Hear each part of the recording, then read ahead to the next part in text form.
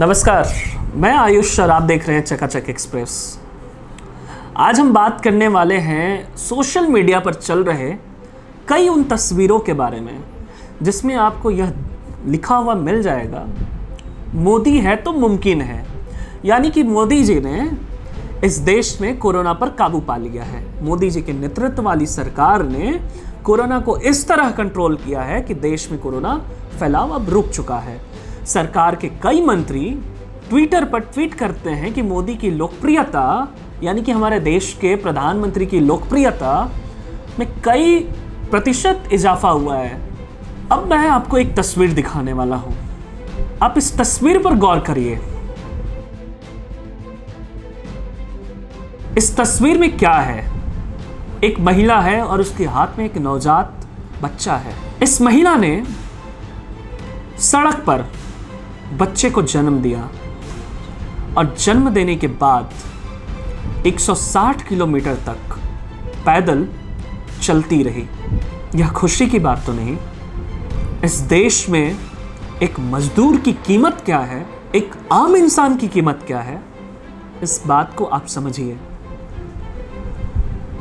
एक और तस्वीर आपको अभी हम दिखाना चाहते हैं। आप देखिए इस तस्वीर को और समझिए कि हमारे देश का मजदूर कहां एग्जिस्ट करता है। वंदे भारत मिशन के तहत इस देश में सबसे कम उम्र का भी एक पशु लाया गया है विदेश से। हाँ जी, हम ह्यूमन एनिमल की बात नहीं कर रहे, हम सिर्फ एनिमल की बात कर रहे हैं, पशु की बात कर रहे हैं। ट्विटर पे दिल्ली की पुलिस, दिल्ली के डीएम और जिस महिला ने इस कुत्ते को लाया है, यानी कि जिस पशु को लाया है, उसके चर्चे आप हजारों में देख सकते हैं, लाखों में देख सकते हैं। महिला पुलिस को धन्यवाद कर रही है, सरकार को धन्यवाद कर रही है और दिल्ली के डीएम और दिल्ली पुलिस उस ओरियो के स्वागत में लगे हुए हैं और फोटो खिंचाने में लगे हुए हैं। कुत्ते को प्लेन से लाया जा रहा है वंदे भारत मिशन के तहत, लेकिन इसी देश का मजदूर ट्रेन में टिकट ना होने की वजह से वापस लौट जाता है।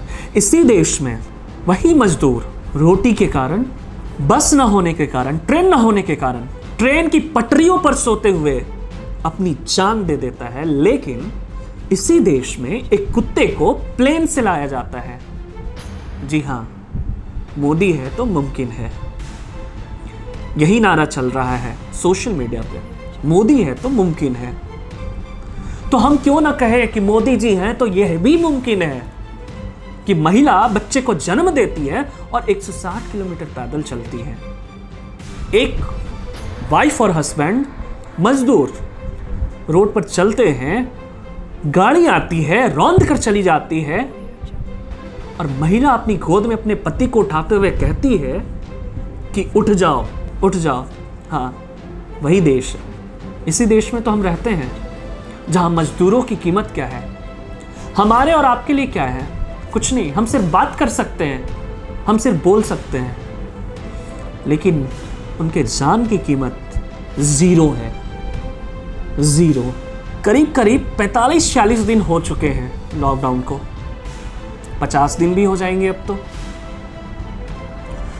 देश का हर एक नागरिक यही सवाल कर रहा है और देश का हर एक जिम्मेवार नागरिक को यह सवाल भी करना चाहिए कि इतने दिनों में इस देश को क्या मिला। 70,000 से भी ऊपर कोरोना के केस होने जा रहे हैं, तो इस देश को क्या मिला? लॉकडाउन से, अनप्लैन्ड लॉकडाउन से क्या मिला इस देश को? हमें क्या मिला? आपको क्या मिला? तकलीफ, समस्या? अरे एक पल के लिए तो हमने तकलीफों का भी सामना किया, समस्याओं से भी दो हाथ किए, क्योंकि देश का सवाल था। देश के प्रधानमंत्री ने हमसे आह्वान किया था, हमने साथ दिया, सरकार का भी और एक दूसरे का भी। लेकिन अब हमें क्या मिला? मजदूरों को आज ट्रेनों से घर छोड़ा जा रहा है, बसों से घर छोड़ा जा रहा है और घर छोड़ने के बाद वो कोरोना पॉजिटिव हो जा रहे हैं। तो फिर फायदा किसका हुआ? लॉकडाउन का फायदा क्या हुआ? कुछ नहीं। सरकार भले यह कह रही है कि लॉकडाउन में केस कम हुए, लेकिन हमारा मानना है कि लॉकडाउन में केस तो कम हुए, लेकिन अनप्लैन्ड लॉकडाउन का जो पूरी तरह से हमें फल मिलना चाहिए था वो नहीं मिला। हम घर में थे, आप घर में थे, आपको क्या मिला, मुझे क्या मिला? हम मध्यम वर्ग वाले लोगों को क्या मिला? इस देश में कुछ भी होता है, कोई भी आपातकाल लगे या कुछ भी हो, मिडिल क्लास फैमिली को ही सफ़र करना होता है। आज भी हम भी कर रहे हैं सफ़र, बड़े बड़े लोग नहीं कर रहे, तो फिर फ़ायदा किसका हुआ? आने वाले दिनों में आर्थिक गतिविधि और कमज़ोर होगी, पैसों की किल्लत होगी। सरकार के पास प्लान क्या है? और सिर्फ केंद्र नहीं, हर एक राज्य सरकारों के पास क्या प्लान है? पिछले 2 महीने में उन्होंने क्या प्लान हमारे सामने रखा है? कुछ नहीं। ये सभी राज्य सरकारों की हकीकत है और हकीकत से सामना करना पड़ेगा। आप किसी भी पार्टी के कार्यकर्ता हो, सपोर्टर हो, सत्ता दल के हो या विपक्ष के हो, सवाल तो करना पड़ेगा। आपको भी घर चलाना है, मुझे भी घर चलाना है, सबको घर चलाना है। सरकारें तो आते रहेंगी। एक सपोर्टर होने के नाते हर बात में आप मोदी है तो मुमकिन है नहीं कर सकते। मजदूरों के बारे में तो सोचो। इस देश में 60% आबादी गरीबी रेखा के नीचे है, उनके बारे में तो सोचो। क्यों नहीं सोचते उनके बारे में? एसी वाले कमरे में बैठकर, अपने अपने घरों में बैठकर, ठंडी हवाओं में परिवार के बीच बैठकर मजदूरों के बारे में ट्वीट कर देने से, मजदूरों के बारे में फेसबुक में लिख देने से उनके दर्द का निवारण आप नहीं बन सकते, उनके दर्द को आप नहीं हर सकते। रेहड़ी वाले यानी कि ठेले वाले, रिक्शा वाले, ट्रांसपोर्ट वाले, टैक्सी वाले, ऑटो रिक्शा, इनका घर कैसे चलेगा? रोजमर्रा की जिंदगी जीने वाले, डेली कमाते थे, डेली खाते थे, उनका अब क्या होगा? वो आगे अपना जीवन कैसे जिएंगे? इस पर कभी सोचा है? नहीं, कभी नहीं सोचा। तो अब वक्त है अब सोचने का। लॉकडाउन के बाद क्या करना है, क्या नहीं करना है, लॉकडाउन बढ़ाना है, नहीं बढ़ाना है, ये तो सरकार के हाथ में है। लेकिन इस देश का गरीब, इस देश का मजदूर, इस देश के नागरिकों को और इस देश की सरकार को कभी माफ नहीं करेगा। इस बात को याद रखिएगा। हमारे रजत भाई ने तो एक बात भी कहा। उन्होंने कहा, मुझे डर है कि एक दिन मेरी ध्यान न देने की आदत में मरते हुए मजदूरों पर ध्यान न देना भी शामिल हो जाएगा, जैसे मरते हुए किसानों पर ध्यान न देना शामिल हो चुका है। रजत आगे कहते हैं, मुझे डर है कि जैसे सड़क पर नंगे पांव चलते हुए बच्चों पर ध्यान नहीं देता, वैसे ही हजारों मील अधमरी हालत में चलते हुए प्रवासी बच्चों पर भी ध्यान देना छोड़ दूंगा। रजत और आगे कहते हैं, मुझे डर है क्योंकि मैं जानता हूं मेरी संवेदना क्षणिक है, वह बहुत जल्द दुख देखने की आदी हो जाती है और उसके लिए कुछ भी नहीं करती।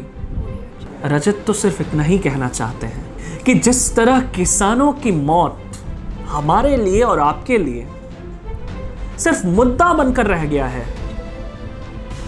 उसी तरह इस देश में मजदूरों की मौत, बच्चों की मौत, नंगे पैर चल रहे बच्चों की मौत हमारे और आपके लिए कहीं मुद्दा बनकर ना रह जाए।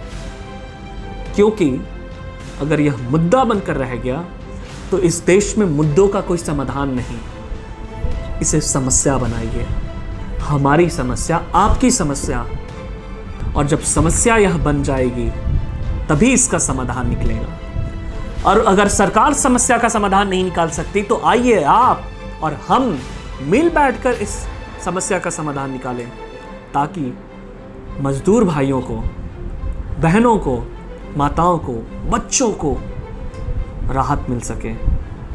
हम उनकी किस्मत नहीं बदल सकते, लेकिन हम उनकी किस्मत तय भी नहीं कर सकते।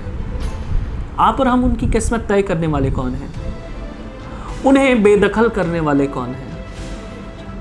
एक रिपोर्ट आई अभी, कारखाने के मालिकों को उम्मीद थी कि 14 अप्रैल के बाद, यानी कि लॉकडाउन 1.0 के बाद कारखाने खुल जाएंगे, और अगर मजदूर चले गए तो फिर मजदूरी कौन करेगा, कारखाना कैसे चलेगा। लेकिन सरकार ने लॉकडाउन 3.0 तक अपनी नीति जारी रखी। आगे 4.0 आएगा नहीं आएगा हम नहीं कह सकते, लेकिन इतना तो जरूर है कि मालिकों ने, कारखाने के मालिकों ने अपने मजदूरों को बेबस, भूखे प्यासे छोड़ दिया, क्योंकि उनकी भी उम्मीद मर चुकी है। अब उनकी उम्मीद मरी है और यहां मजदूरों की मौत हो रही है, यानी कि मकान मालिकों, कारखाने के मालिकों ने अपनी उम्मीद छोड़ दी, उनकी उम्मीद मर गई, लेकिन सड़कों पर मजदूरों की मौत हो रही है। कारखाने के मालिक मजदूरों को उसका बकाया राशि तक नहीं दे रहे हैं। एक और रिपोर्ट आई, बवाना इंडस्ट्रियल क्षेत्र, यानी कि दिल्ली का प्रसिद्ध फेमस इंडस्ट्रियल एरिया बवाना, वहां मजदूरों को तो मार्च महीने का भी तनख्वाह नहीं दिया गया है। यानी कि हमारे देश के प्रधानमंत्री जी की अपील का कोई असर नहीं है। प्रधानमंत्री के वोटर हैं, यानी कि बीजेपी के वोटर हैं, और बीजेपी के नेतृत्व वाली सरकार, यानी कि प्रधानमंत्री नरेंद्र मोदी के नेतृत्व वाली सरकार का ही वो बात नहीं सुन रहे हैं। तो आप समझ सकते हैं कि ये वोटर कहां तक है। ये वोटर फेसबुक, ट्विटर तक ही सीमित हैं। इस बात को आप और हम समझ लें। देश इनसे नहीं, हमसे और आपसे है। इन मजदूरों के लिए आपको खड़ा होना पड़ेगा, हम सबको खड़ा होना पड़ेगा। प्रण लीजिए, सरकार नहीं तो हम, सरकार नहीं तो हम। धन्यवाद। Audio Jungle.